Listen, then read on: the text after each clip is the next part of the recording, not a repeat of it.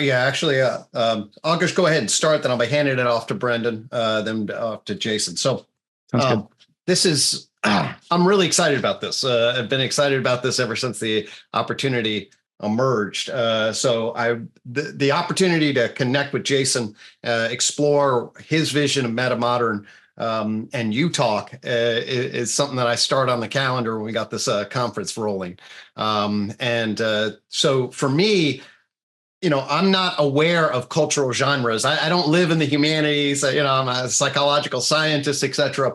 And yet this vision of sort of a progression, if you want to call it that. I know Jason, a little hesitant, certainly to call it in terms of periods, but recursive thought in relationship to, for psychology, the modern perspective.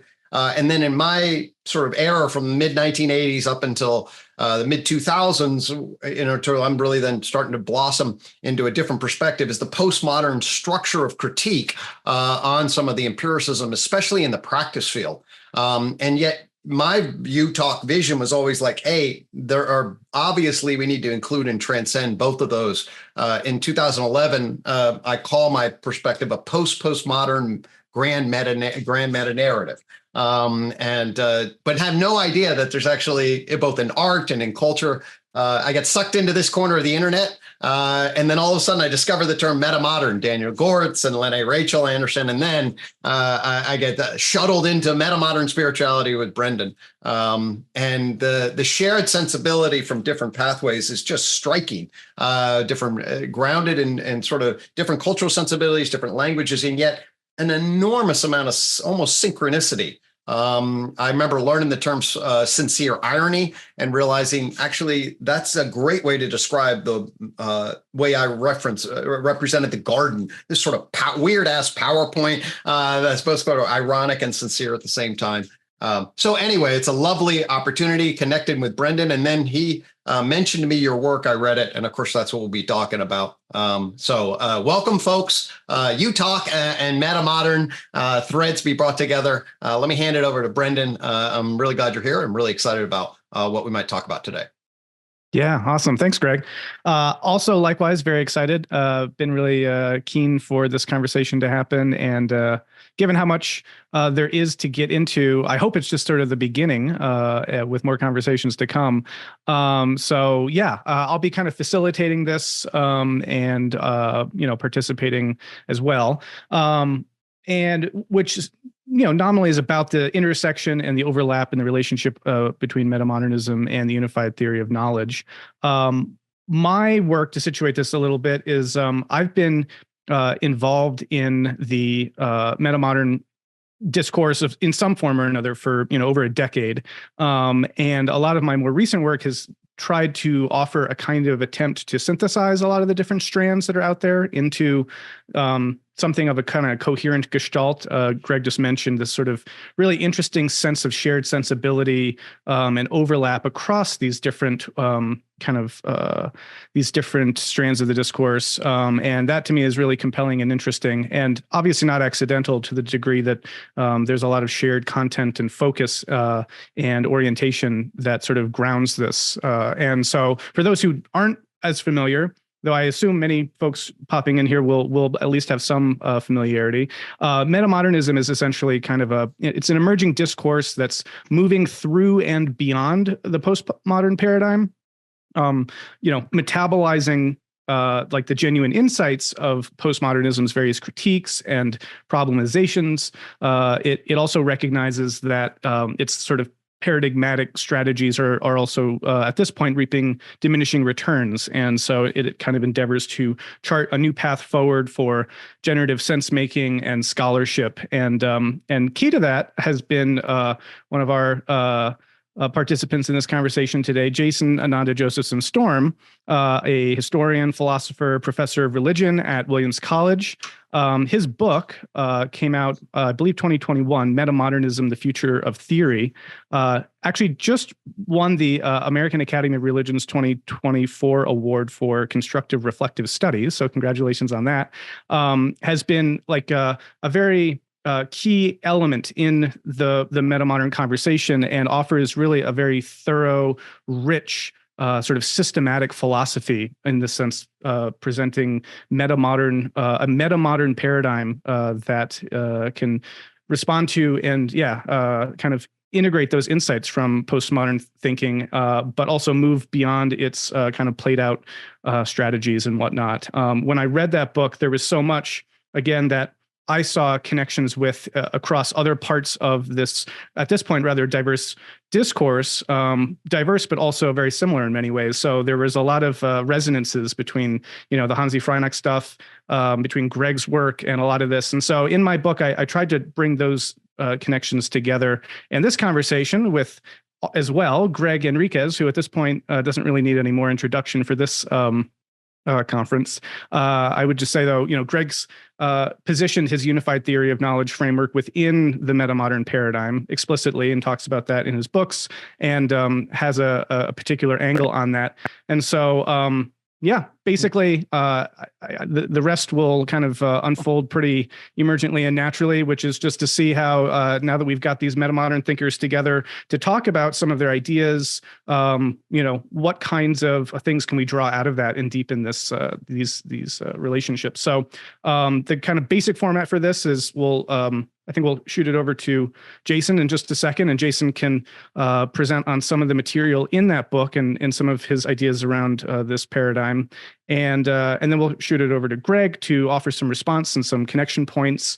At that point, I would love to engage with them both, and maybe we can kind of all talk for a little bit amongst us, and then we'll open it up and have kind of a Q&A and see whoever would like to ask questions to anyone, and kind of make it a open conversation. And I think we're going until, what was it, 2:45? We got an hour and 45, I think. Yep, great. 2:45 is when we're scheduled for. Lovely. Cool. Okay. So without any further ado, I guess we'll open the floor to Jason if you want to share about your work, and then we'll go from there. Sounds good. How long should I talk for or not talk for? Do you have a sense?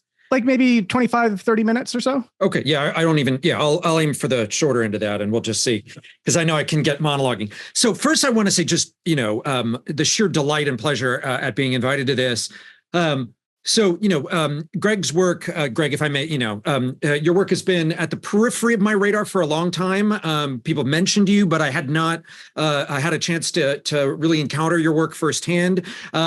This got set up and I just have had a slam semester. So I've only dipped my toe into your work. But Brendan, sent me some stuff over, and Brendan speaks highly of you, and I trust his judgment. He's fabulous. But also you came up in other conversations with folks in psych that I was talking to. So, I mean, I think it's, not just on that authority. What I read so far of your work was laying out the problem. And when I read you laying out the problem of psychology, which is just the very beginning, it occurs at the beginning of both of the books that Brendan sent over, it felt instant connection. And that's, there's a lot there that's very similar to the problem that inspired my Metamodernism book too. And my sense of where you're going with the conclusions, just skimming it, I think that there's a lot of productive synergies there too that I want to talk about as well. But anyway, just a real pleasure to be here. Thank you. I want to say, given that we're at a UTOK conference, everybody knows what UTOK is. Probably folks don't necessarily know what I do. So I'll give a little piece of it, and I'm not sure about the targeting. So if you feel like I'm saying stuff that's a little too dumbed down, I apologize if I'm saying things that are too humanities philosophy jargon. I apologize for that too. I'm just trying to sort of triangulate. I see only a couple people in the audience in this virtual gallery that I know. So my assumption is going to be that you don't know what my book is about, and we'll just work from there. So in the book, I should have a prop. One moment. It's just out of reach. Okay. So in this sucker, I was responding to a very similar kind of crisis to the one that Gregg outlines at the beginning of his book, which is to say, within many of the humanities and social scientific disciplines, there was an increasing sense that our scholarly objects made no sense anymore, had disintegrated in one way or another. The ultimate revelation you get when you finish your undergraduate specialization in anthropology, for instance, is that the category of culture is a mess. It doesn't mean anything. They kind of pull it out from under your feet. The same thing in religious studies. We dissolved our category religion, arguing that it was primarily a European category with little purchase that you couldn't use to make generalizations.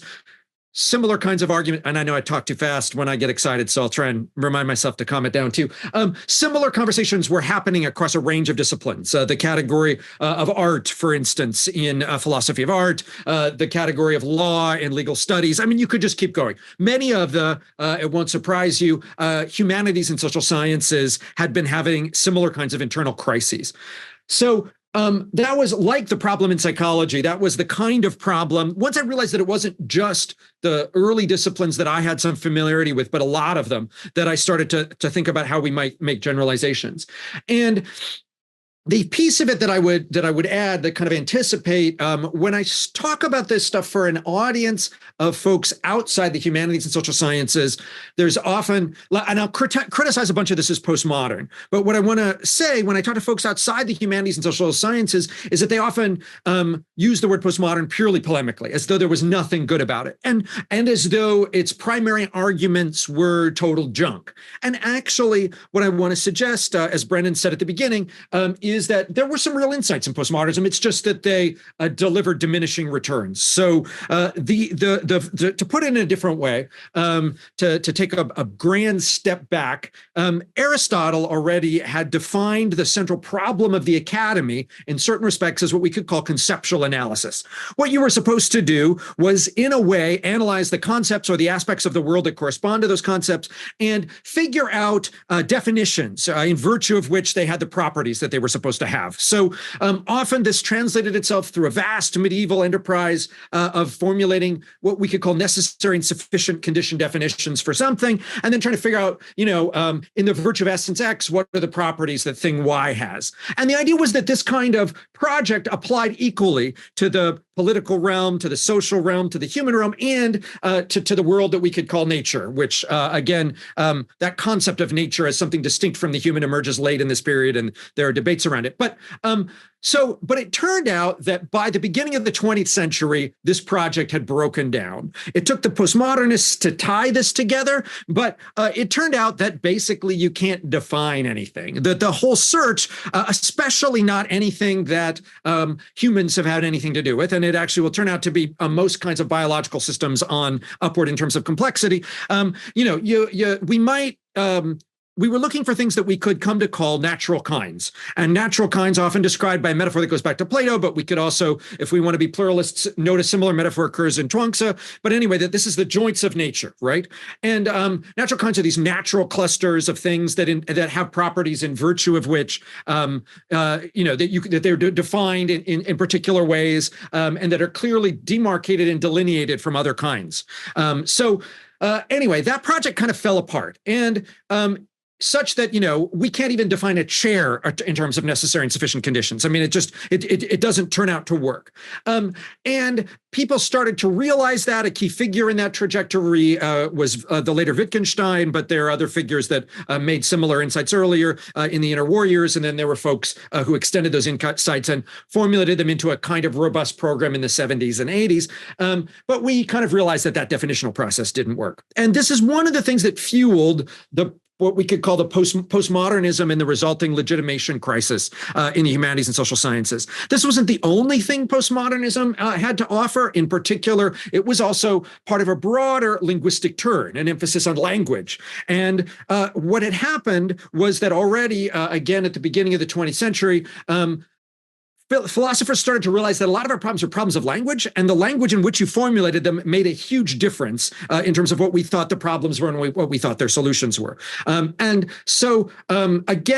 we can see anticipations of this in the 19th century. The postmodernists didn't develop it, but they often extended it. And this became also a crisis because the dominant model of language that the postmodernists were operating under turned out to suck. Basically, it was a crappy theory of language, and I'll talk about that maybe a little bit. But anyway, all that is to say, there was a kind of autocritical research paradigm within the humanities and social sciences that we associate with postmodernism. It never became the sole dominant paradigm, or sole paradigm, but it became, in many sectors of the academy, the dominant paradigm. It picked up speed as a counter-hegemonic program. It did good stuff in dissolving certain kinds of Eurocentric presuppositions. It shifted our focus to discourse at a key moment. It exposed the way that power was operating at many different sectors of the academy. It was good at drawing our attention to kinds of victimization that were occurring at particular moments. All that stuff incredibly valuable, but it also led us into a kind of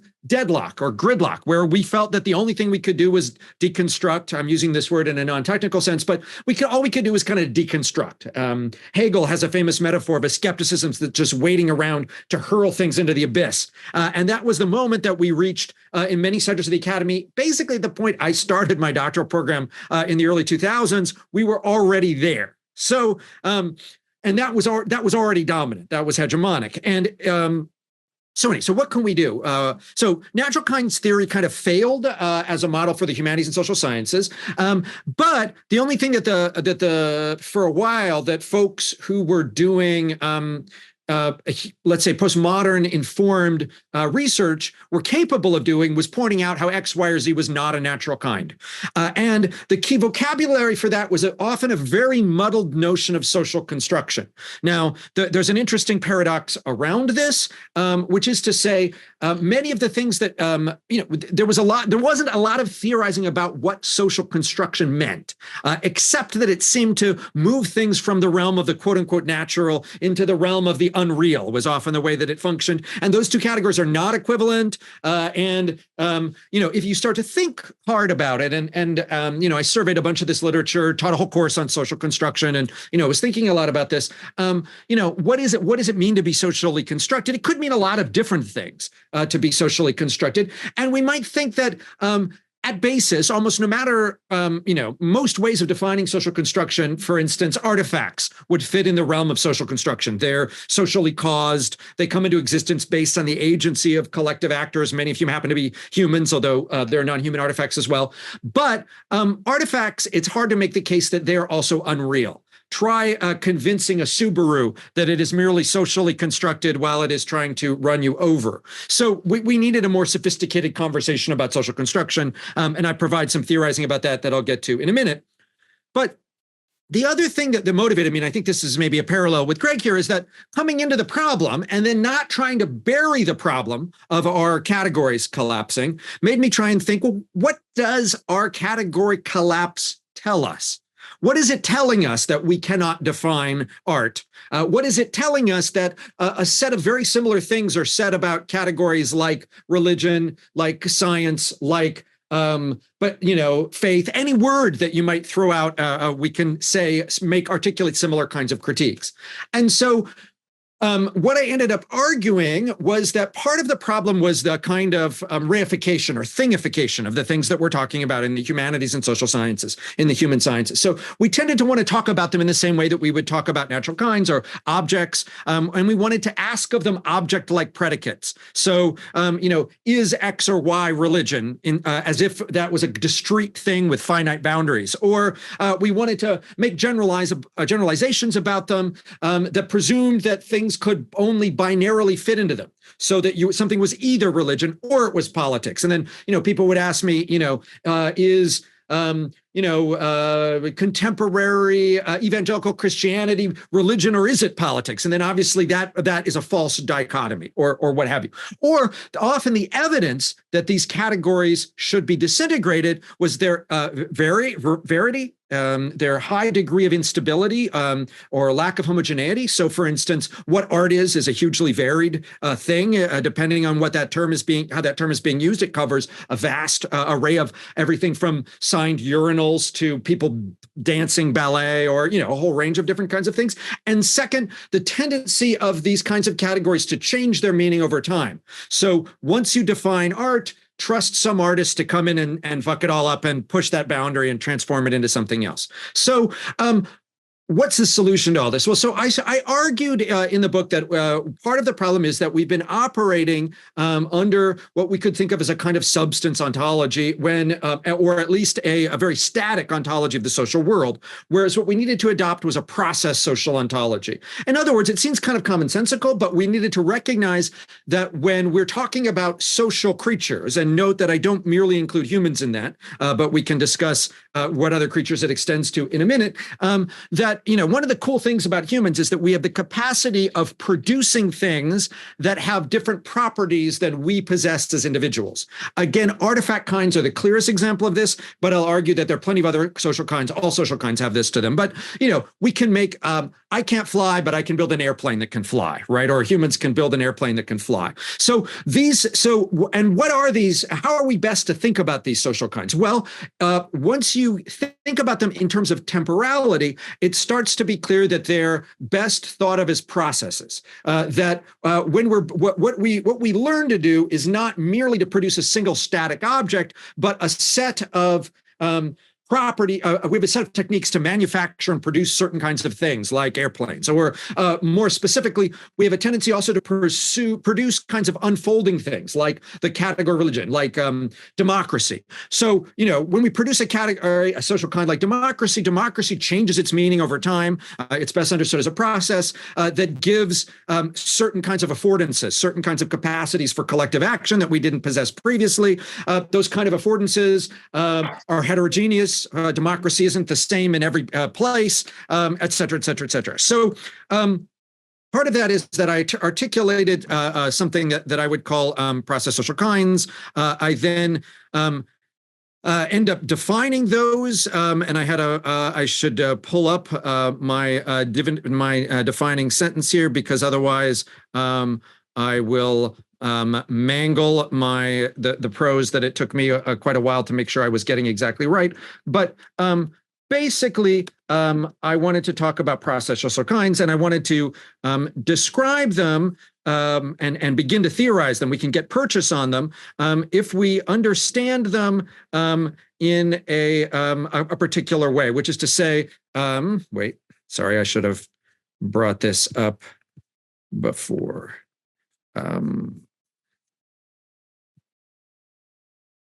Un momento, por favor.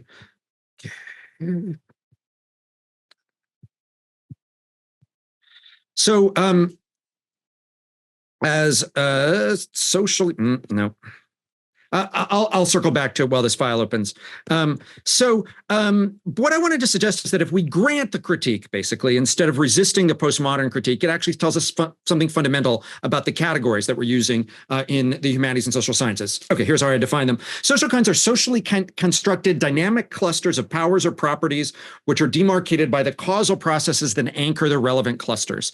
And it turns out that if you use that as so this is in my book on page 111. And so if you use this as an approach to the humanities and social sciences, it lets you both resolve the conflict that we're having and begin to, it implies new kinds of work that we might do. There are kind of two ancillary issues that are related to this that need to be further developed. One of them is that there was also buried into this notion of social construction an unstated opposition between the socially constructed and the real. And in fact, I begin the book by delving into the philosophical literature about realism. One of the hot button issues that seemed to define the difference between the postmodernists and the rest was, in theory, a fight about realism versus anti-realism. But it turns out if you push beyond the surface, this fight was mystifying in a bunch of different ways, because a lot of folks were talking past each other, basically. You could get defined as being a realist or define yourself as a realist under the same criteria that somebody else would define an anti-realist. Literally, Nietzsche, for instance, was basically, in certain respects, a positivist, but he also counts as the arch anti-realist, even though other positivists count as arch realists, etc. Or you might think of movements like speculative realism, if you're trendy, and Contamiesu and company, who are basically arguing for a totally chaotic universe that's fundamentally incomprehensible, but they use the word realism to talk about it, or what have you. So it turned out, from trying to think long and hard about it, that the term real, I want to argue, is a contrastive term that gets most of its mileage about a thing that is being implicitly compared to. So this is a little bit of a counterintuitive claim, and I often find I have to say this twice to folks to really get it. So I'll give you an example, and then I'll say it again. So when we say something is real, we could be meaning a bunch of different things. And part of the reason that we are so often talking past each other is we're not specifying what we're meaning, what real in respect to what, and what am I trying to actually block out. So for instance, if I say, that is the real Elvis, I might be saying that that is the real Elvis Presley, or I might be saying that it's a photograph of the real Elvis Presley, or I might be saying it's a real statue, or it's real Elvis Costello, or I had a real dream and it really was a dream about Elvis, or a whole range of different things, some of which are people, some of which are objects, some of which are mental states. And indeed, we might want to, specify in greater degree what we mean by the real. And often when there is no explicit comparison being made, what gets buried is a notion of mind dependence or mind independence. So in a lot of philosophical conversations, especially in one of my main subfields, which is philosophy of science, the more or less explicit contrast is between mind dependence and mind independence. And then the surprise is that mind dependence is comparatively under-theorized. Everybody is interested in trying to highlight what they think of as mind independent, because that's where some significant debates around objectivity are located. But then the question might be, what is it for something to depend on a mind? How many different ways might something depend on a mind? And it turns out that that conversation, I want to argue, is equivalent to the conversation about social construction. And it turns out there are a bunch of different ways that something could depend on a mind. And in this respect, there are different ways that they could be real. So for instance, one kind of mind independence is a kind of mind dependence is a kind of means that it's being held in the mind of a particular being. So my favorite punk rock bands is something that's dependent on my mind, but it's also a quote unquote objective insofar as I have an actual list of my favorite punk rock bands that are reasonably stable if you ask me about them or something like that. And it's real insofar as I really have a list of favorite punk rock bands, of which I would have to put the Clash at the top and then the Misfits, and then we could keep going. But so that's one kind. So that's just mind, because it's ontological. If I die, though, then that whole category vanishes, right? Other things might mind dependent because they're causally mind dependent, because they exist because they were brought into being or causally produced by minds. That would include things like Subarus and texts and whatever. There are things that might be classificatory mind dependent, which is to say they're things that are being grouped together because of the actions of a particular mind or set of minds, or a particular social community that groups them in that particular way. So, for instance, the boundaries of the mountain that I live near, that I can look out over my window here, Mount Greylock, is where you call the edge of that mountain is something that is there is no absolute fact of the matter, but is something that is a product of particular mind. But it's not just humans that have minds here. And so this is a key point. And again, I know Gregg has talked about different kinds of mind, one through a larger number. And in his technical vocabulary, we can further nuance this. But we might say that so species, we can if we look at the animal behavior literature, and quite a bit of have provided quite a bit of evidence about the way that certain kinds of species are capable of tracking and producing fairly stable patterns of sensory data insofar as they're relevant to their interests and needs. So, for instance, bees are capable of certain subsets of bees that get most of their diet from nectar are likely capable of a tendency to cluster certain kinds of flowers together based on patterns that have to do with their production of pollen. And we have a bunch of good evidence that they produce these particular kinds of clusters, and that there's even been a coevolution of pollinating species and the plant itself. So that in a way you could say that certain kinds of flowers are socially constructed, or in other words, they've been constructed insofar as there's been a semiotic relationship between bees and the minds of bees, the sensory apparatus of bees, and the classification of flowers that has then affected flowers and their reproductive strategies, et cetera, et cetera. But all that is to say that it's far from being unreal. So, and even if you think that example sounds a little bit far-fetched, if we can also see different kinds of social kinds operating in other species of social animals. So, for instance, baboons have hierarchies, and we have some evidence of the way that their hierarchies are articulated, and that they have certain kinds of roles and status roles in certain kinds of baboon communities. There's a great book with the title Baboon Metaphysics, which has got to be one of my favorite titles, but exactly explores this phenomena. So, So all that is to say, some of our anxiety, where we presume a difference between the socially constructed and the real, is hiding more than it is revealing. And then there's another thing going on too in the book, which I try and be a little bit more subtle about, which has to do with language. And I know that Brendan wanted me to make sure to mention this stuff, so I'll mention it in the last 8 minutes, say that I have. Because it actually comes from a certain kind of bracketing that we might want to do. So to take a step back, the other key insight, or one of the other key insights that motivated the ascent of postmodernism, was an emphasis on language, as I noted earlier, and an emphasis in philosophy of language. There was a kind of bifurcation point. And most analytic philosophers of language and most folks in linguistics went one way, and most of scholars in the humanities and social sciences went in another direction. Neither of them turn out to be good directions, but the humanities and social sciences one turns out to be the one that's the biggest mess. And this is insofar as many of us in the humanities and social sciences imbibed a philosophy of language that we inherited loosely from a Swiss linguist named Ferdinand de Saussure, but it was often inflected with a kind of late Wittgensteinianism by the time that we got it. But it was the idea that language, we could bracket off the world in our theory of language. That basically, when a creature produces a sign, well, they all thought that only humans produce language. So when a human produces a sign, that sign is a relationship between, let's say, a symbol and an idea, we might say. That's not his technical vocabulary, but it fits it into popular translation. So when I'm saying dog, what I'm referring to is a kind of idea or concept of dog. But not anything necessarily in the world. And so a certain company had this model, and you can see how, you could get it also from Wittgenstein. The idea is that language refers to other language, and meaning change in language comes when you introduce a new word. Concepts are related to other concepts, and they're articulated differentially. And you can go pretty far by completely bracketing off the world and making a kind of model. And what that focuses your attention on is the structure of language. You might say it's grammar or its structure, and on language as a game, on the rules that motivate linguistic operations. But the problem is, it also leads to a whole bunch of completely messy paradoxes.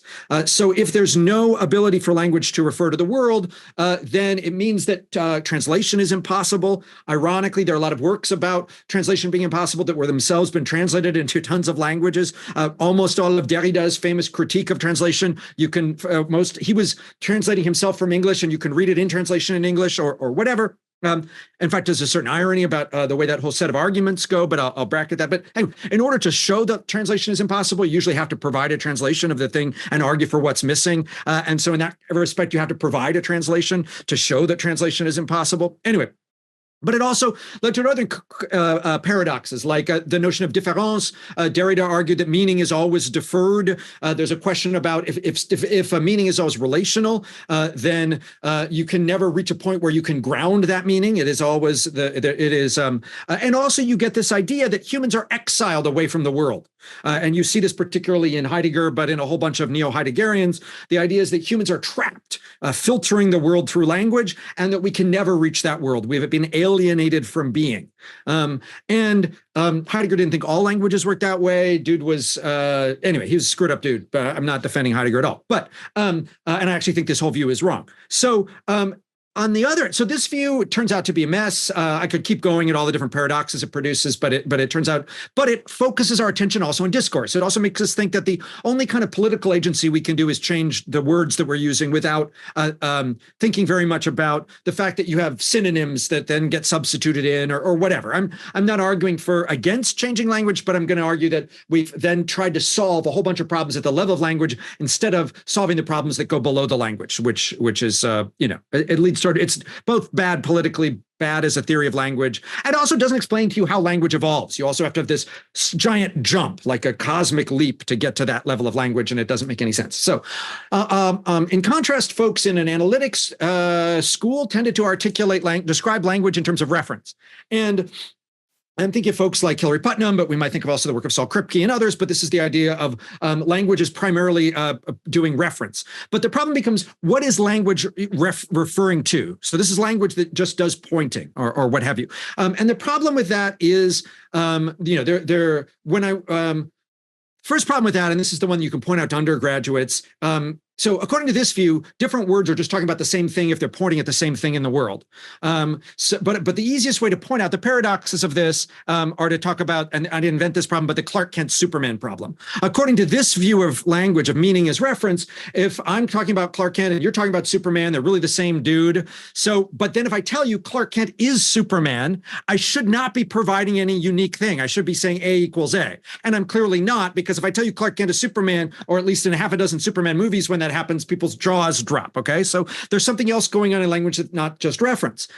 A more subtle problem is that think of language merely in terms of reference has led folks into a notion of natural kinds and as the thing that's being referred to. And it turns out that at least when we're talking about the social world, those natural kind counts of reference don't even work. What is the natural kind equivalent to the word art? We can't as easily just point it out in the world. I can't use pure ostension to tell you everything that is art, because we'll disagree. And even it turns out things like blue, the boundary cases of blue and green, we'll have trouble adjudicating. It turns out it's not a very good theory. So I realize I monologued a little bit more, and I'll head toward the punch. What's the alternative solution? So in the book, I try and argue for something that I call hylosemiotics, which is a view of language, thinking about it, how it might have evolved. And it's based on basically the assumption that language evolves from perceptual systems first, and then increasingly voluntary control of our own sign production. And so one of the things that you might note is that our nearest relatives, chimpanzees, do a lot of gestural language. They use often gesture for communication. This is, chimps have, if you were if you could reanimate the corpse of a chimp, you could make it talk. I mean, physically, the apparatus of the chimp vocal apparatus and even its vocal cavities, you could produce human sounds. But as far as we know, chimpanzees do not have voluntary control over their vocal pronunciations, not very much conscious control over them. And so one of the things that probably happened in humans is that we learned to use vocal apparatus as a carrier for certain kinds of meaning, and then huge things leapfrog out of that. All that is to say, to take a step back, I argue that what do we mean by meaning?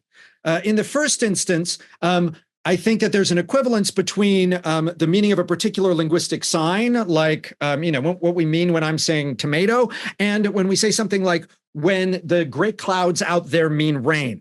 They're both perceptions. We're both using the language of meaning. And then for those of you who are already from a more analytical background, there's a guy named Paul Grice, who I'm reacting to or working out from. Grice thinks of things purely in terms of natural meaning or natural information. I'm going to argue that that there's something there, but we have to think more specifically in terms of the inferential processing of a particular meaning-making agent. It's for the same reason that the same tree might mean different things to me and to Brendan or something like that. Brendan is much more of an outdoorsman than I am. I just live in a world where there's some things that are green, and I presume that they're different species of trees. I'm sure you can infer which one should be chopped down, or something else sophisticated about the tree that I'm not willing to get. And so in that respect, the same tree can mean different things to different actors, but we can also be wrong about what that tree can mean. Like, you can think that it means that it should be chopped down, but actually because it has termites in it, but you could be wrong about it having termites in it, etc. I can get into more specifics there, but I realize I've gone for just 30 minutes now, according to this timer, and it's been a bit of a rambling presentation. I'm also happy to talk about the similarities and differences between my theory and what the notion of information that Claude Shannon produces, which is something that I often get asked when talking to natural science folks, but I'll save that in case that comes up in the conversation. All that is to say, I hope you found some of that interesting. It may have been a little bit of a rambling thing. I guess that's the side effect of not preparing a talk. But if you and having Brendan email me the topic, what I should say this morning. I encourage you to look at this book where I try and put it in more articulate terms. Yeah, and I'm happy to answer questions too. Yeah. Awesome. Thanks for that. Yeah, well, that throws out onto the table a lot of things that can provide some points of contact between your articulation of a metamodern paradigm and Gregg's work. And so why don't we just hop over to Gregg, unless Gregg, you want me to do any kind of setup or synthesizing first? Otherwise, no? I think I think I'm ready. I can jump into that, and certainly I know there'll be some questions. If we'll then come back, and I know Brendan, you will talk, and then we'll take questions from the audience. So I saw a question come up. We'll come back to that about dark side of postmodernism. But to stitch this together, I think it makes sense for me to go and share some thoughts along those lines. So first off, the thing that I want to start with, actually, so in UTOK, as I mentioned, the term unified, it comes from consilience, okay? And consilience, it basically is the idea that there's a way to coherently interrelate the great branches of learning, of which E.O. Wilson then defines as the natural sciences, the social sciences, and the humanities. So Jason's book frames its place as to evolve a paradigm between the social sciences and humanities, evolve past the insights afforded, but also the dead end that results from a postmodern into a more constructive, holistic view of what he calls the human sciences. Essentially, then, what kind of framing do we need on language, on values, on knowledge that enables us to yoke together in some degree of coherence and constructive way social science and humanistic humanities thinking. So I wanted to highlight that because UTOK actually is coming in at the other. As in terms of its primary emphasis, UTOK is between the natural sciences and the social sciences. So the science of psychology, I argue, is in this very.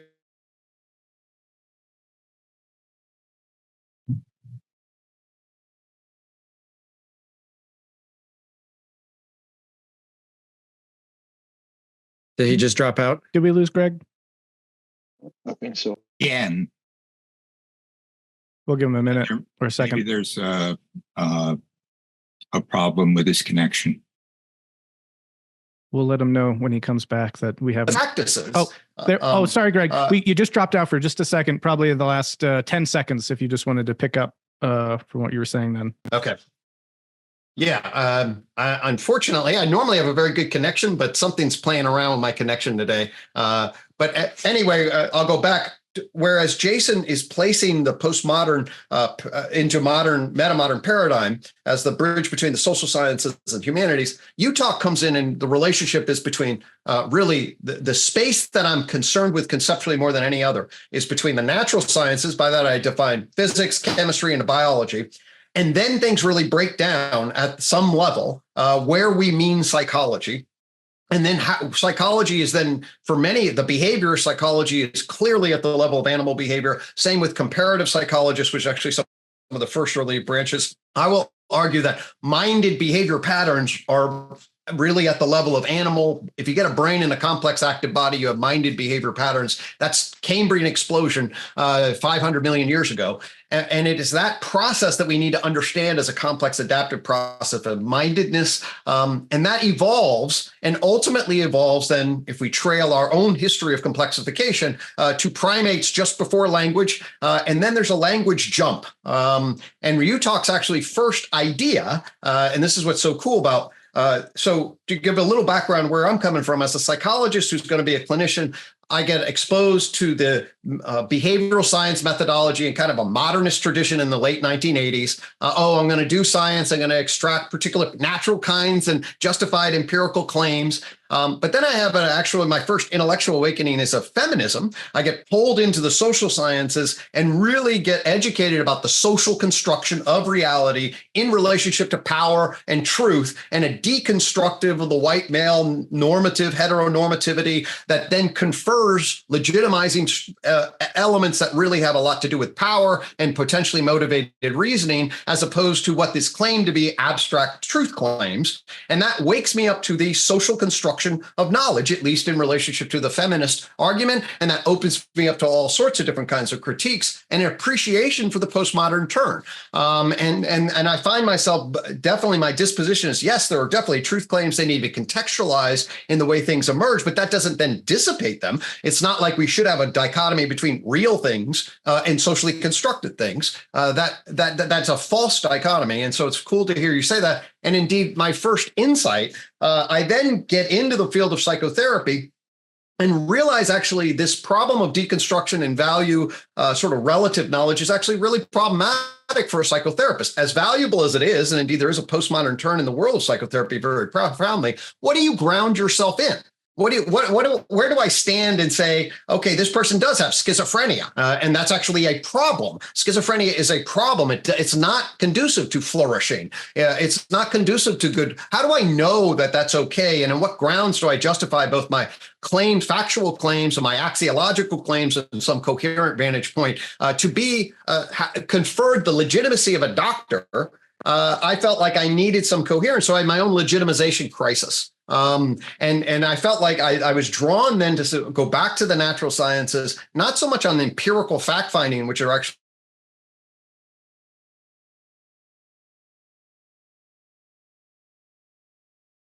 pulled into an evolutionary psychology view. That's influential for a while.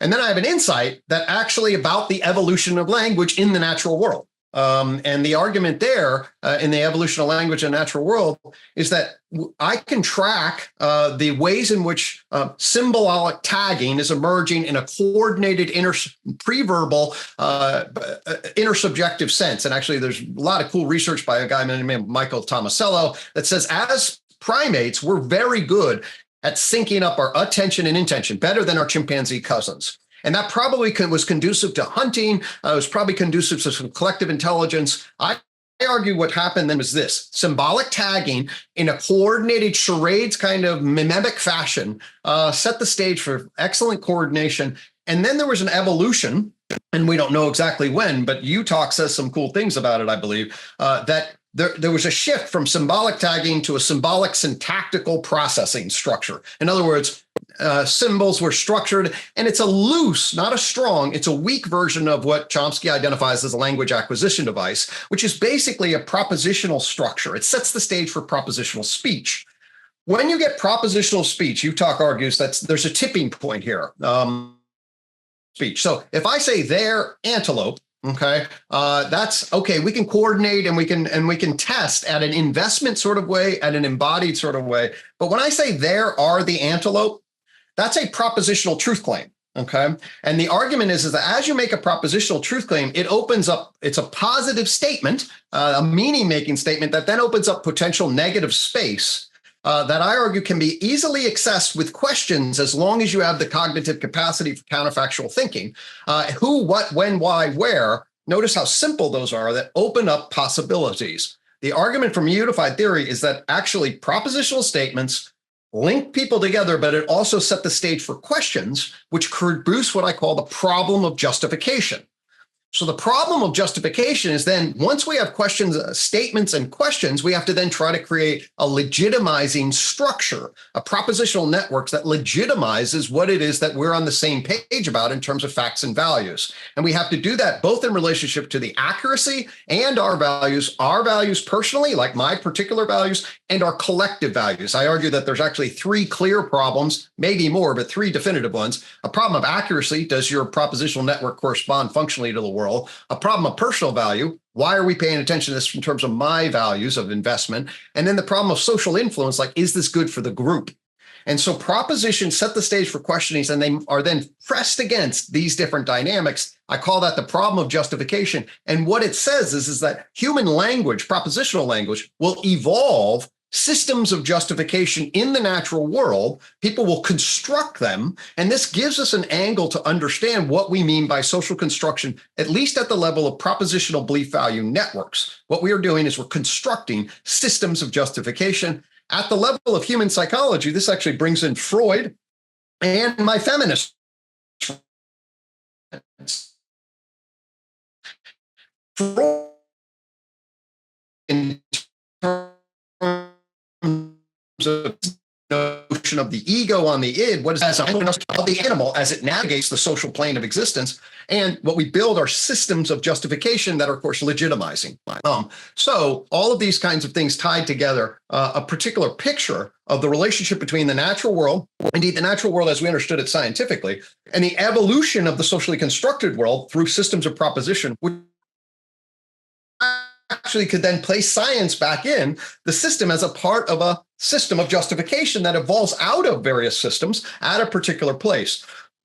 So it set the stage for bridging our natural science, where it comes from as a social construction, how it evolves in a particular way. And then ultimately the UTOK gives rise to then this big history picture that places the human construction of reality, the culture person plane of existence, in relationship to other emergent planes, a matter object plane coming off of energy, a living organism plane, and a mental animal plane.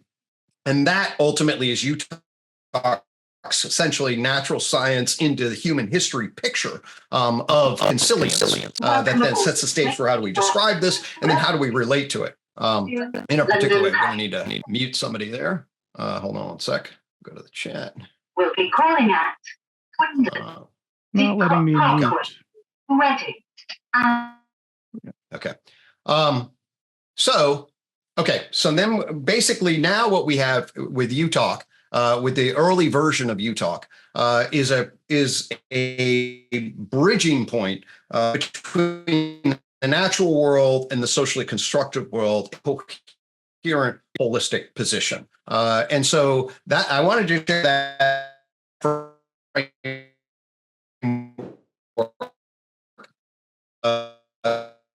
so we can see when we think about what continental philosophy, number of parallels that in the kinds of problems that we're seeing and the kinds of problems that we're wrestling with, we're framing them in slightly different ways. But I think there's a hell of a lot of complementarity. Let me just then highlight, when I read Jason's book, there were 5 different domains that he outlines. First is this point about meta-realism. I'm not going to say too much about it, except that I completely embrace what he is saying in relationship to the simplistic realism, anti-realism debate. From a UTOK perspective, where we're talking about knowledge, all knowledge systems make claims about ontology and epistemology. It's a relationship between a mind epistemic on a particular context, substance real. It is going to be the relationship between those.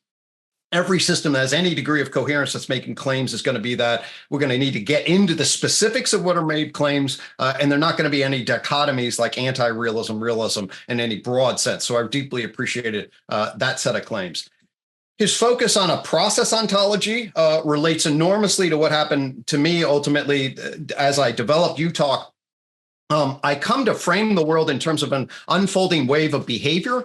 These behavioral patterns that are actually very consistent then with the process social ontology at the human level. I would actually argue these behavioral patterns are structural functional relations that we can track as entities that have increasing, perhaps essentialist categories, like by the time we're in an electron. But nonetheless, what you're looking at are entities that have structural functional relations that are organized by humans across a behavioral patterning, meaning the scientist is engaged in behavioral patterning, pulling out an entity in relationship to a field and tracking it. That's what I argue is the core concept of science is behavior, and it shifts us from a substance ontology, much more congruent with a process ontology all the way. So you get this connection here between, okay, well, actually social kinds are these causal property powers across dimensions. We can frame that. UTOK says actually behaviors, even into physics, can be framed in relationship to these kinds of dimensions, and the concept of behavior enables us to do that. Then another core concept that Jason talks about is the hylosemiotics. That's when he's grounding his structure in language. One of the things I make a note out, I know Brendan has pointed to, is when I'm talking about the evolution of language, I say we can look at the grammar of our language systems and see its relationship between how we perceive the world, where nouns are objects in the world, verbs are actions, adjectives are difference, and then we're tagging this in a particular way. So I actually think the grammar of which we use language and embed it in its practicality, even as it's constructed, also can be tied back into the patterning of the natural world. So that was super cool. The other couple of points that he makes that were really congruent with my thinking, and I think congruent with a lot of people's thinking here, was the way we reason. Zeticism, if I say that wrong, but basically we got to get out of some of the old. You either induct or deduct. It's abduction. I was heavily influenced by the pragmatists, Peirce into James. UTOK basically orients us towards an abductive, almost Bayesian reasoning, but not that quite formal in the way we think about elements. It's not a foundationalist or fundamentalist system, but it's inference to best explanation that is updated and close to truth, but not necessarily the truth in relation. And so it gives rise to a very similar picture. And then finally, I'm a psychotherapist. I'm thinking part of what I needed as a psychological doctor was some considerations about the position of value in the world. Like, what do I determine to be good? What do I think is good for me? What am I employed as a national entity, as a community? How do I fit in the larger global element? And everything we do as psychological doctors ultimately are to affect change. For that justification, I need to know what my values are. And indeed, I argue that essentially, although we can differentiate aspects of value, pure science or basic science has different relationship to value than the arts or than the social sciences or than me as a psychological doctor. I see the problem of value is ubiquitous in the academy. I appreciated your articulations of revolutionary happiness. I built the entire UTOK system is a knowledge towards wisdom system. It's got an underlying structure where it clarifies what well-being is, human well-being, orienting toward well-being. In fact, there's an ultimate justification in UTOK that says, hey, be that which enhances dignity and well-being with integrity. It argues that actually, if we abstract off of justification, place it in this sort of tree of knowledge context, look at what other cultures have done. There's actually meta values, meta-ethical decision-making processes. That's one justification for it. But that corresponds deeply to your knowledge and value structure and the way you frame revolutionary happiness in your book.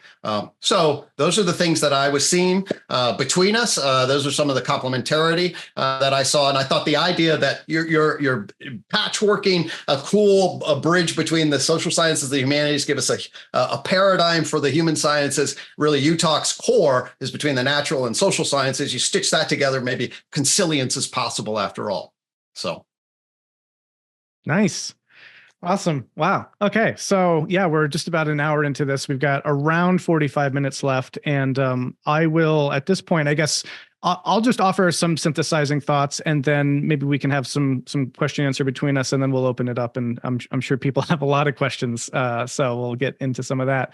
As for trying to synthesize this, I mean, obviously, all right, we're talking right now about two frameworks that are incredibly kind of comprehensive and rich. And so I think people can get a sense of all the moving parts involved with these. And so, that's a difficult thing to successfully see how all of these, meaningfully overlap. And it also takes kind of deep familiarity with both of these to see all the deep continuities and congruences. But when I have read both of your works, I've seen a lot of those deep congruences. And so here's just a quick thought I'll offer to both of you, and you can maybe speak to your respective sides of this or your familiarity with, the synthesis of both to the degree that you can. But I want to try to make some linkages here, building off of all that. One is drawing from sort of the meta-realism and the hydrosemiotics that Jason describes and tying that into justification systems and behavioral investment with in the UTOK framework. So yeah, I'll paint this and let me know what you think of any of this. So as Gregg was saying, we're dealing in propositional justification systems when we're talking about human culture, mediated through symbolic language. And this is sort of what characterizes the unique element of the culture plane in the tree of knowledge system, where you've got matter, life, mind, and culture as emergent planes of complexity, evolving out of, this cosmic evolutionary process of increasing emergent complexity. From matter to life to mind to culture, at culture, you get language as a symbolic information processing system that gives rise to the justification systems that Gregg was describing. And that is what characterizes the unique behavioral dynamics of human beings. Now, I think this is actually really interesting because this ties in, as he was getting at, with a bunch of insights from sort of the postmodern paradigm, which you could say, which Jason described, which is the linguistic turn, this recognition of the core role of language in human culture and its mediating function for meaning.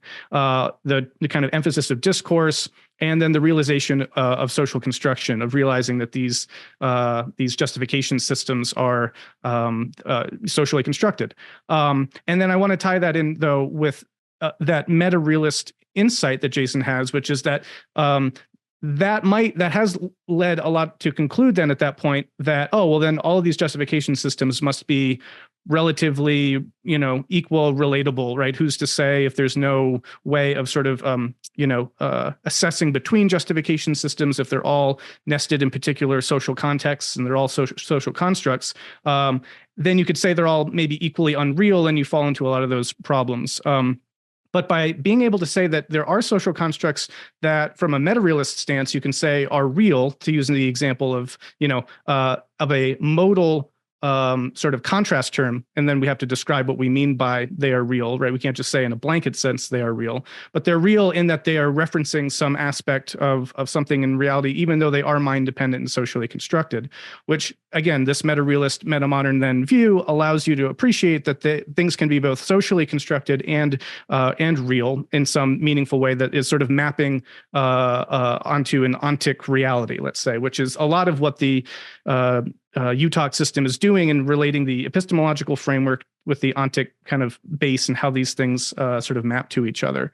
So if you can appreciate then that science, as Gregg was getting at, is itself a socially constructed justification system that is based in language, I think then, again, that has led to that kind of skepticism that comes in of saying, well, okay, so then aren't they all, essentially, right?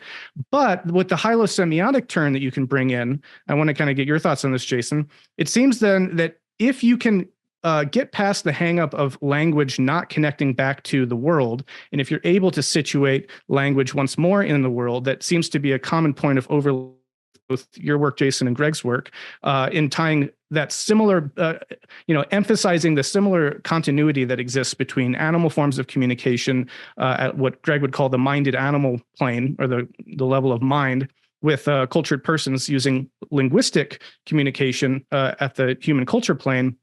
If there's a meaningful continuity between those things, because as you were talking about, and as you were both talking about, they're based in perceptual awareness tagging, right? Of sort of like linking communication to perceptival kind of inputs, you could say, and then using that as the basis for mediated, sort of information communication. Then you've got continuity that takes us out of this sort of alienation from nature by showing that human linguistic justification is sort of an outgrowth of deeper forms of communication that shade down into animal behavior and potentially lower, which I feel like then frees us from that kind of solipsistic alienation thing. And it also, and here's kind of an open question then, does this then sort of salvage or reclaim some of the way to justify a social construct like the scientific methodology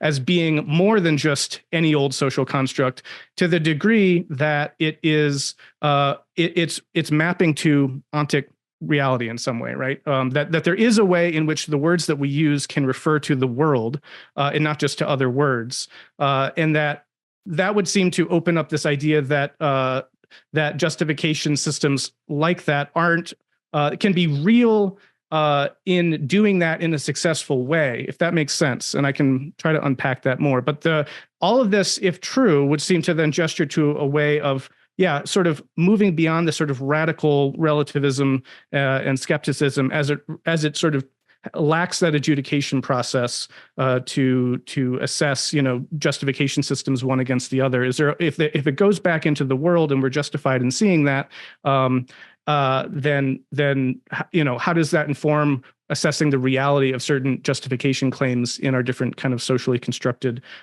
perspectives and propositions, if that makes sense? The last thing I'll say about this, tying in with behavioral investment theory, is Jason makes this point too in the book, that meaning is tied to affordances, that there is in attention, there's always an intention aspect to this, and the deep significance of normativity in how we make sense of reality is sort of baked into the equation because we are embedded cognitive beings who are using that information for sort of goal-directed purposes, essentially.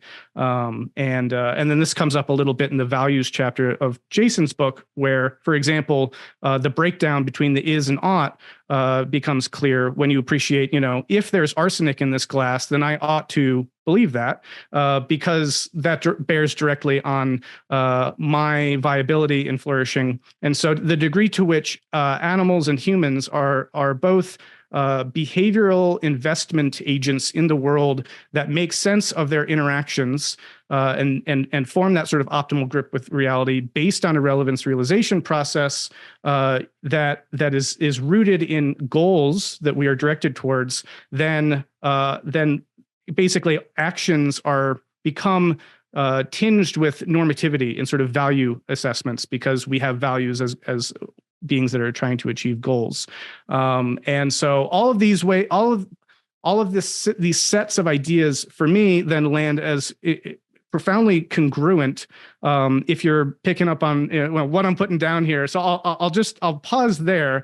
Did any of that make sense, or did it just kind of sound like a bunch of words being thrown out? We'll start with Jason. Yeah. It made sense. I'm still I'm still missing a sense of what justification means in the justification systems. That might be worth nuancing a little bit. But I think broadly what you were saying makes sense to me in that, so one of the things that Gregg was using, or you were using, paraphrasing him, was perceptual awareness tagging. And then, a lot of what we're doing is the vocabulary I put in is coordinating reference.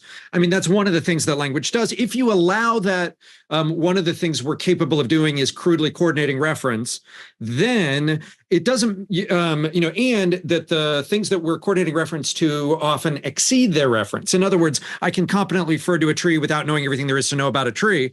Then, you can start to compare different kinds of justification systems, not to say that they're talking about the same thing. So phlogiston and oxygen are not the same thing, but insofar as they share one aspect of what, of the partisans of phlogiston and one aspect of the partisans of oxygen share is some overlapping reference.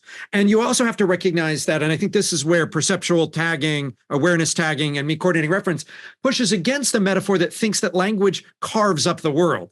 Language itself doesn't carve up the world. What it does, you can do that when you absolutely need to, but what it mostly does is track property clusters. So we're not mostly, when we're talking about the car, thinking about the boundary between car and not car. We're mostly just trying to coordinate, a cluster of things that are mostly crudely clumped together. And unless it really matters about, the finessing of your parking, you're not really worried about whether it ends at this millimeter or that millimeter, the boundary of the car, right? And you and I can, in fact, profoundly disagree about the boundaries of the car, or maybe in a clear example is, the gradients between what counts as blue and what counts as green. That doesn't matter very much, as long as because we engage in sharpening, that is, we specify vagueness for task-dependent purposes. So when we're trying to figure out, is this the same shade of green? It matters whether we're trying to match paints on a house or just roughly trying to, coordinate, the green car in the parking lot. We don't have to exactly the same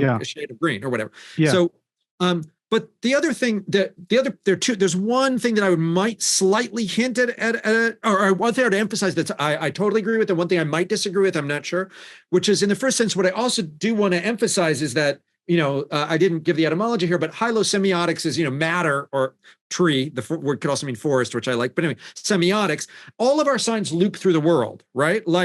So you can there are no signs, unless you believe in telepathy, there are no signs that don't work by going through a world. So, whether you're hearing me because of sound vibrations or whether you're reading it on a piece of paper, the presupposition behind Saussurean linguistics and a whole bunch of folks that there is some kind of, you can have private languages, for instance, that don't reference that turns out to produce all these problems and paradoxes, actually. So, but on the other hand, what specific world we're looping through, some of the details don't matter as much.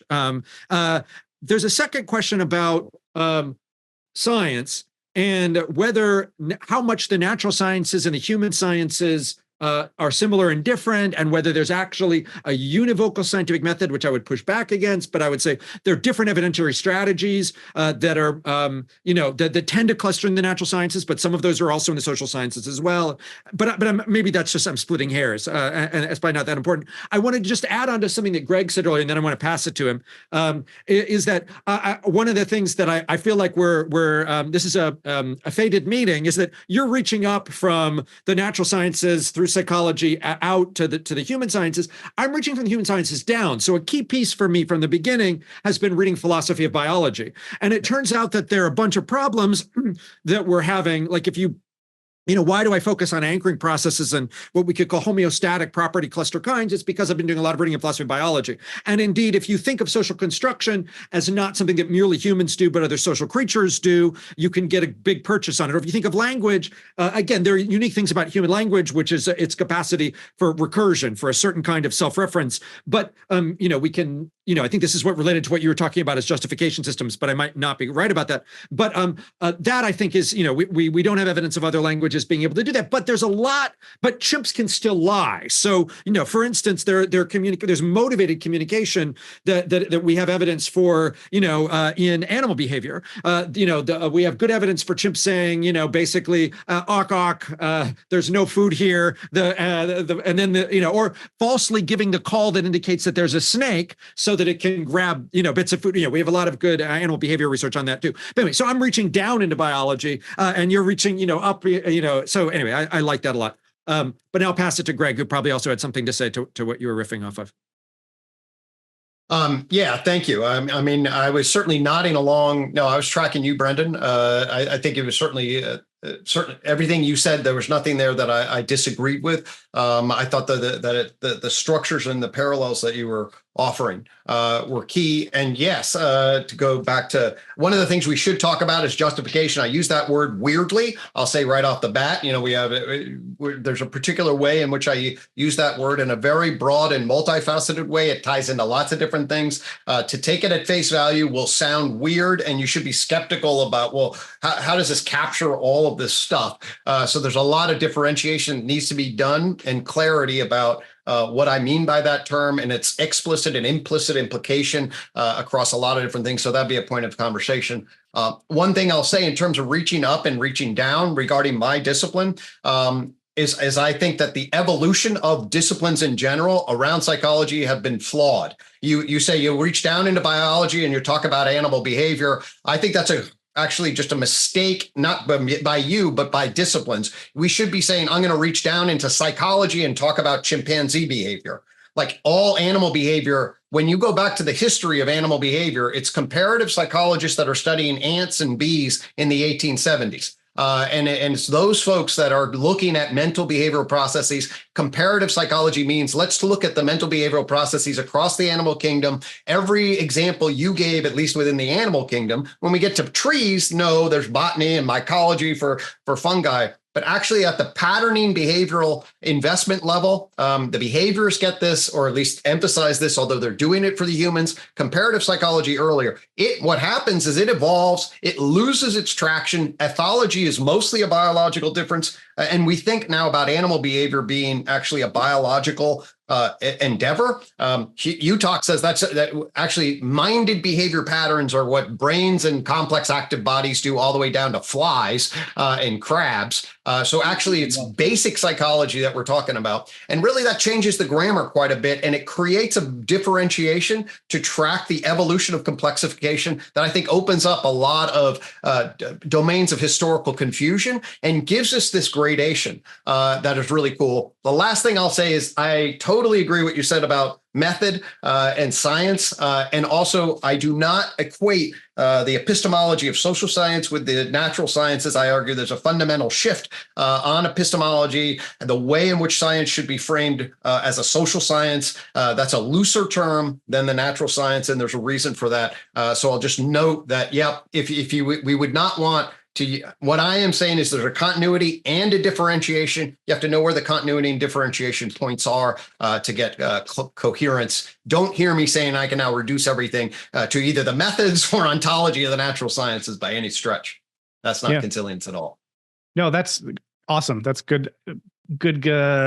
clarification and and nuancing. And just to pick up on that, like blue-green distinction, to clarify a bit more what I was getting at, which is like, yes, in the case of trying to say, we're picking walls or colors for the walls, trying to home in on precisely the difference between blue and green, that's gonna go a particular way. If, however, we live in an environment where, let's say, we eat a particular food, that the gradation difference in color between blue and green is the difference between eating the poisonous version of it and the non-poisonous version, we're probably going to have very specified, very nuanced notions of that particular boundary, and that's because of the behavioral investment significance of that kind of meaningful distinction. And so the way that those kinds of affordances play out in the ways that certain kinds of social constructions get developed is kind of what I was sort of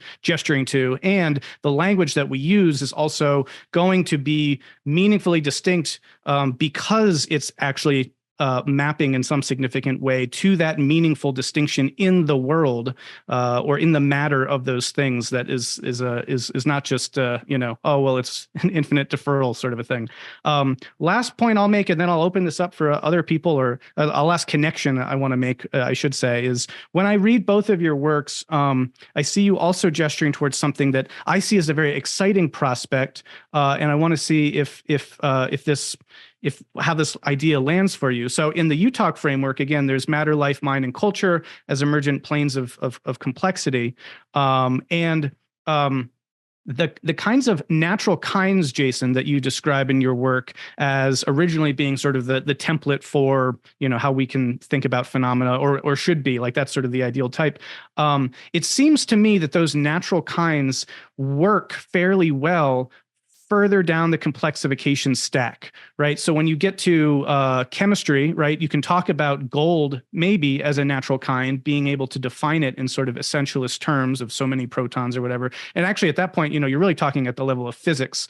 And so whereas, right, that doesn't work as you move up the complexity stack into the domain of culture, and you start getting, you have increasingly the need for greater and greater processual accounting of things, which also isn't to say that, gold isn't itself a process, but maybe just a very slow one whose stability is much greater than the kinds of highly dynamic phenomena that occur in culture. So I just wanted to try to make a connection there and see if the breakdown of natural kinds thought and the move into increasing process framing is a direct relationship to complexification of these sorts of things. And so, I wanted to pose that to you both.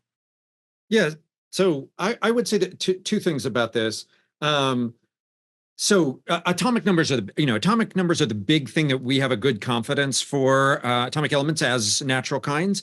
It actually gets messier at the level of biology first. So there's the huge species problem in biology, which and the life boundary. So, two fundamental concepts in biology that it starts to get, so the line isn't quite natural social. It maps, I'll say with one significant exception, I'm going to make an exception here, but I'll say it maps in part between, the cutoff maybe more around biology than and increasing complexity. And complexity mostly seems to be a good way to describe it. The one caveat, though, is that when you get vastly larger or smaller than the human scale, you start to encounter similar kinds of issues. So most of physics, ordinary workaday matter physics, super confident. Even the beginning of subatomic physics is pretty competent. But once, obviously, as you know, once you get into quantum phenomena, it just, we're human, we're evolved monkeys that are pretty good at dealing with stuff involving like, being able to understand how rocks go and, whatever. But when we start getting into trying to understand what the implications of are, for instance, of, quantum phenomena, we start to get, it gets into a mess. The same way when we get all the way up onto the cosmic scale, when we get into trying to figure out, what are the implications of dark matter, grand scale universe stuff, it starts to get messy. But I think for most intermediate domains, physics is pretty, people are pretty confident about the contemporary state of physics. Now, they might or might not be wrong about that. But anyway, but I'll just say, but it's interesting that when quantum physics starts to get messy, there's often a tendency to insert the subjective observer into the frame. And so then, I'm not necessarily a fan of the Copenhagen interpretation, but that's exactly where, anyway, it gets complicated and messy. Otherwise, you start to thinking about probability waves, and you start to get into an infinite proliferation of possible universes. I mean, consciousness, space, time, really fundamental shit that people tend to disagree about. But otherwise, as a proxy, I think you're right that we have more agreed upon, closer to things that look like natural kinds, the closer we get to chemistry and physics, less so when we, and then the breaking point is often biology at the level above biochemistry. So that's where, and a lot of significant biology is below the level of biochemistry. But anyway, there's an interesting cross section there. The only other thing that is always a mess, and I throw this out to folks to think about, is math is also an exception. Math is both, it isn't pursued through the scientific method. Its universality is either, it's a different set of philosophical problems. But let's just, I know it's part of what makes certain stuff tick, but then if you do some reading in philosophy of mathematics, you can see how fraught that is. But it's a different set of arguments, and we don't necessarily need to go there. It's not germane to us. But math, insofar as applied math is relevant to seeing patterns in the world, we're on pretty good footing. It's when you get into other parts of more abstract mathematics that you start to get into where it fits on any scale. It's something else. Yeah. Mm-hmm. Yeah, no, yeah, and thanks. Yeah, I didn't mean to imply the break occurring at the social sciences. I meant that as you move up in general complexity, as a kind of graded continuum, which at the first kind of joint point, or there being the life point, the biological point, at that point you need new emergent phenomena, behavioral explanation frameworks to talk about things. And so, but then I think that increases as you go higher up the tree of knowledge framework that Gregg uses in the UTOK system. Did you have any thoughts on that, Gregg? Or no, I very much what Jason said is consistent. I think that the natural kind terminology works best at the intersection of sort of Newtonian physics and chemistry. We get the best grip there. Aspects of the standard model of quantum field theory are actually quite precise. We don't understand we don't understand what it means. Ultimately, what's the underlying ontology, ontic picture is unbelievably fuzzy. And of course, all the mysteries of cosmology, dark energy, dark matter, and whatever the James Webb telescope is going to show us are going to change. So there's clearly these issues. I sort of anchor in what I call the TINA, what I call, Alpha Roy Bhaskar called it, noted the TINA principle. There is no alternative.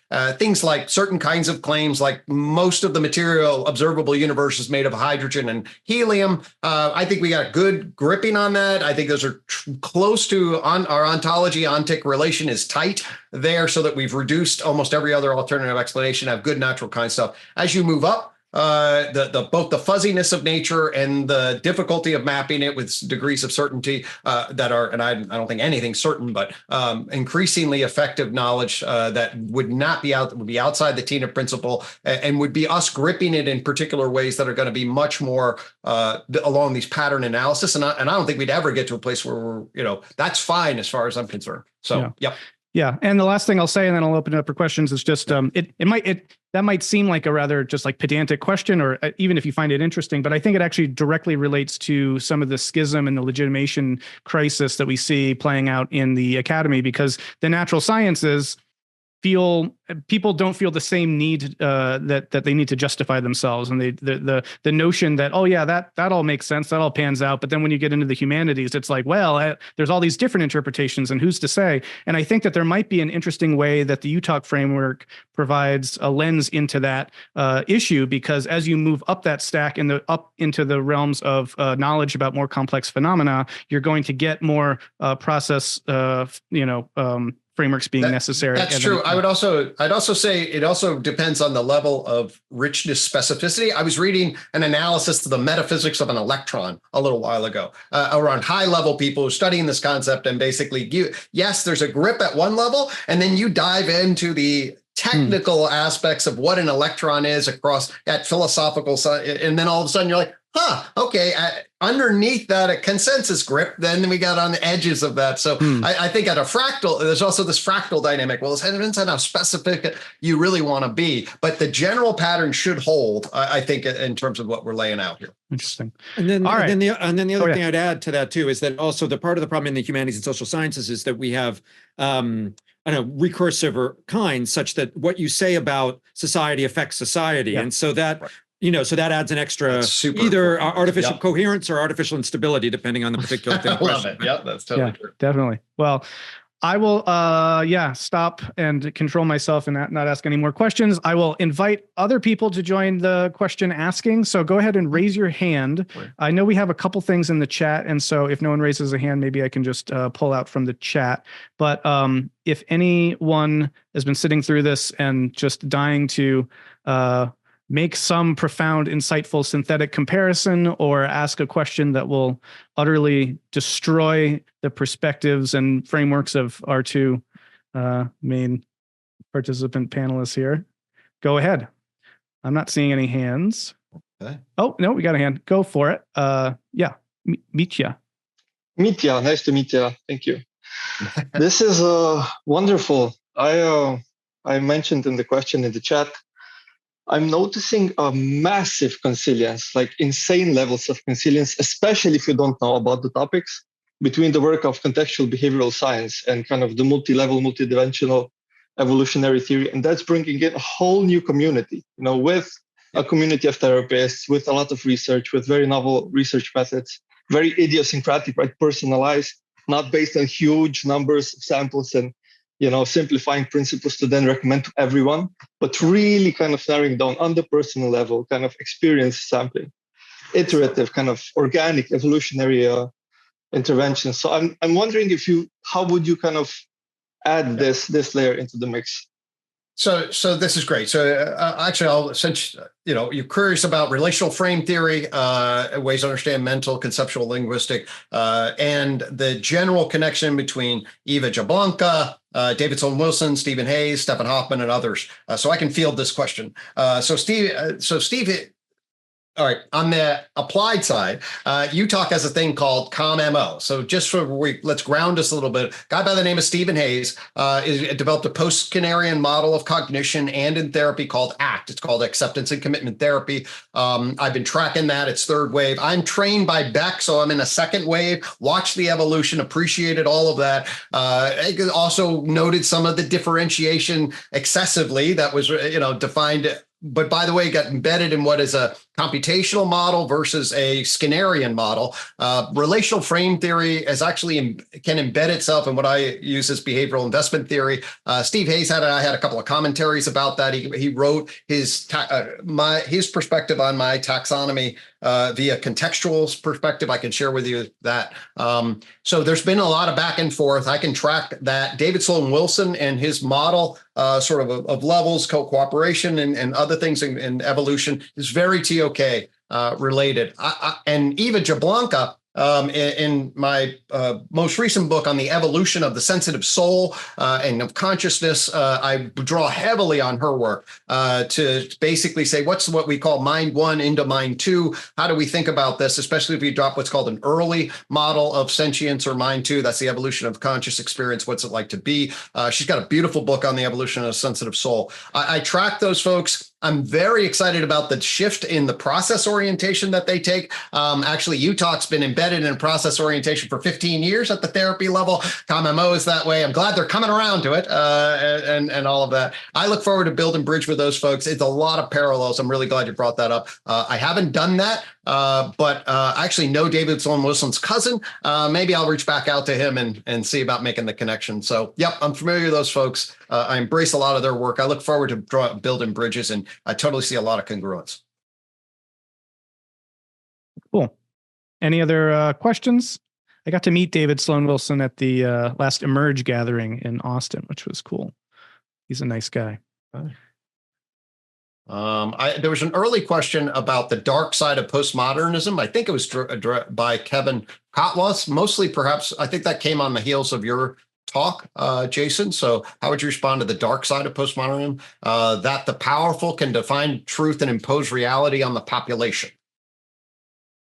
Yeah, I think any person doing serious scholarly study in the humanities and social sciences today is going to have a theory of power. We've tended to default into a kind of power ontology, if anything, such that we tend to think that everything is all about power. The problem is that there's not a very good theory of power. And actually, that's where I'm heading with I have another book that came out in the middle, but the book after that is a new theory of power, because precisely that problem. But I think what there are two pieces of this. One, I think it would be a mistake to totally ignore power. I actually think power is super important. But on the second hand, there is such a naive view of what power is and what its asymmetries are in the humanities and social sciences that was bequeathed to us sort of by the postmodern crowd. Now, more specifically, people often located in Foucault, but as I'll argue, Foucault is very explicit that he doesn't have a theory of power. He just provides a toolkit. But then people have kind of merged a bunch of Foucault out of context, added in a little Gramsci, and then presumed that there's something like a kind of hegemony where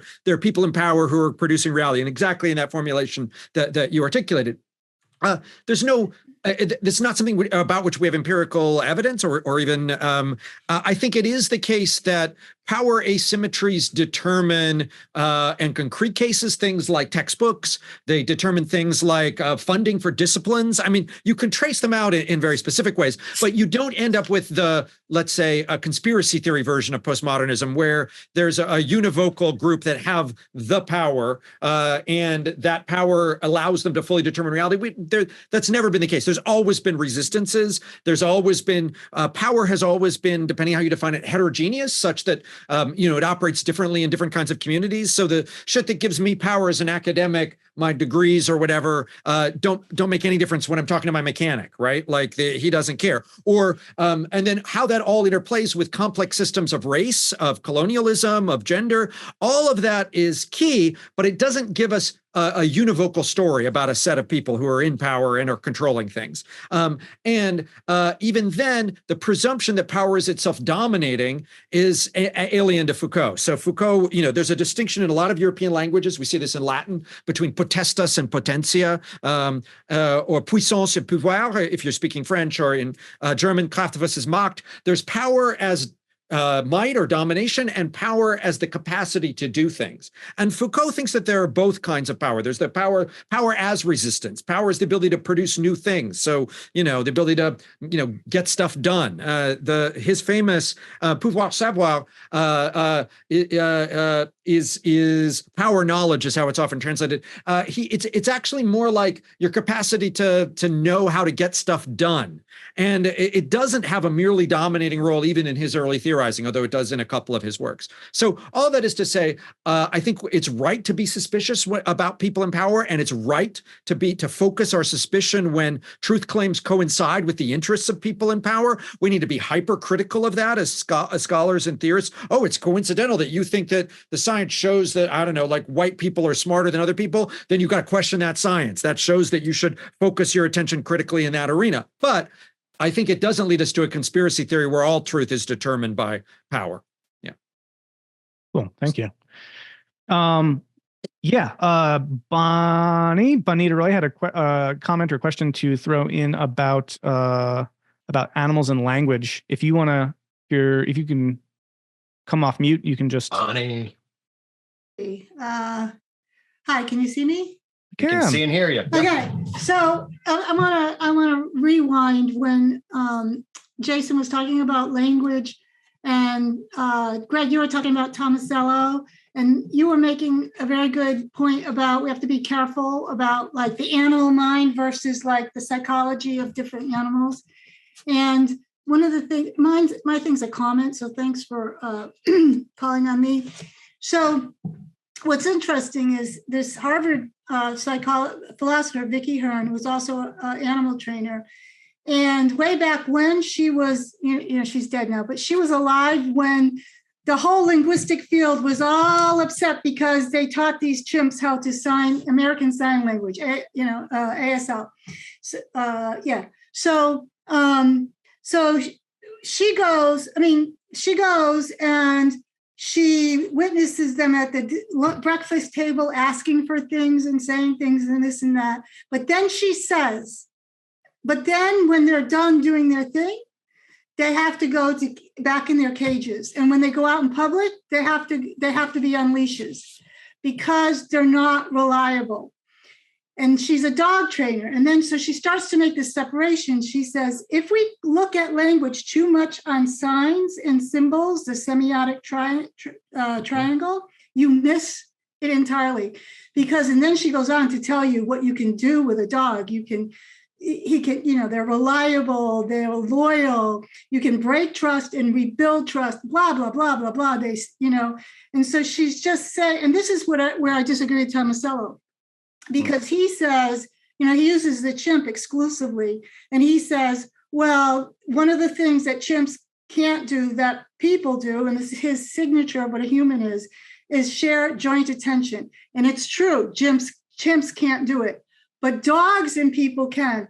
And there's a great zooanthropology theory. It's just a theory. It's very hard to find evidence that, there's these multiple interactions of people and human. And we really got some of our most sophisticated pro-social cultural norms from hunting with dogs, canines.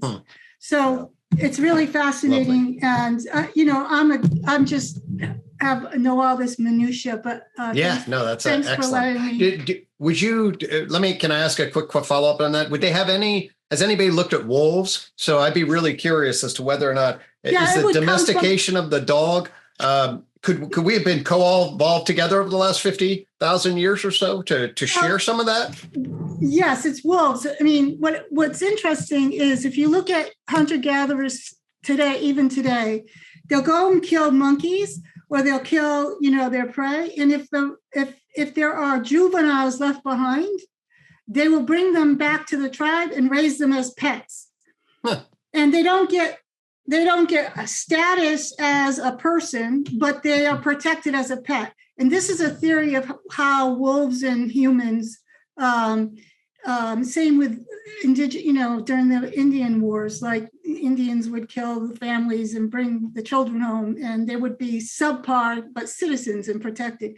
And this is what they think happened with canines, wolves and horses and blah, blah, blah. But yeah, so sweet. So early on, horses and wolves had been evolving with humans way before we were sapiens, I think. So yeah, it's very interesting. Thanks for the great discussion. Thanks. We've got about 10 minutes left. So if you have anything you'd like to bring into the conversation, just raise your hand. There's a million things I could keep asking you both, which if no one pops their hand up, maybe I will. Well, hey, I guess I will. I'll go for it if people will allow me this. So, Jason, you brought up quickly the notion that people ask you about the difference between what you're talking about in terms of communication and Shannon information. Can you just briefly? Oh, we do have a question. Well, we'll come back to my question later because I've already got to ask you guys a couple of questions. But if we have some time at the end, maybe I'd like to hear what you have to say about that. Go ahead, Y. Yeah. So thank you, Brandon. Thank you for the two panelists. Your conversation here is very interesting and have a lot of inspiration to me as well. I have a question. It's quite similar to the question that analysts have in the chat. Is basically because nowadays we see the development of AI. I'm wondering how you see the AI in the role of what is UTOK theory, or just like does it following the same path and the joint point as the human mind and culture do? Or right. In my point of view, I would suggest that maybe they probably following a parallel path, but maybe at somewhere they will merge together or something. So I'm just wondering what you guys think about this. Yeah, so let's talk about the parallel and then the difference, okay? At least in terms of what UTOK is tracking through at least we'll use the vision logic of the tree of knowledge system. So the vision logic of the tree of knowledge system is tracking a patterning of complexification from matter to life to mind to culture. And it's saying that life is jumping out of matter because of a novel information processing system that then is nesting both above and within matter. So in some ways, life is a subset of matter, but it also is on top of matter. So it's metamatter in some ways and within on the other. The same then can be said of mind, mediated by the nervous system and complex active bodies. In some ways, it's above life, and in some ways, it's within the set of life. Okay. And then you get into culture and the culture person. And in some ways, our language is within mind, and in some ways, it's above mind. So there's a nesting structure.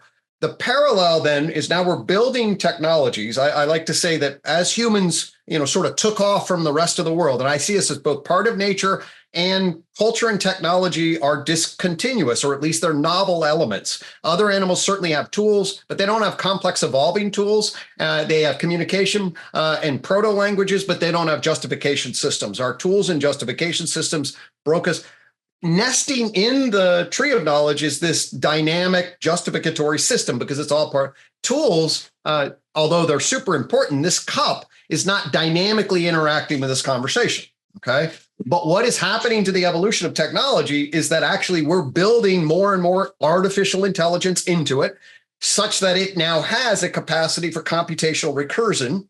And the fifth joint point is this idea that, oh my gosh, we are now interfacing with a whole nother information processing communication network. So the continuity idea is that what is actually happening at life, mind, and culture, information processing communication networks giving rise to a higher order complex adaptive system, that's continuous. At the same time, whereas all of these are nested complexifications that are naturally, we're building these things. They're not life itself. We're pulling them off the matter train, given silicon information, electronic processing, and fusing with them in a different sort of way.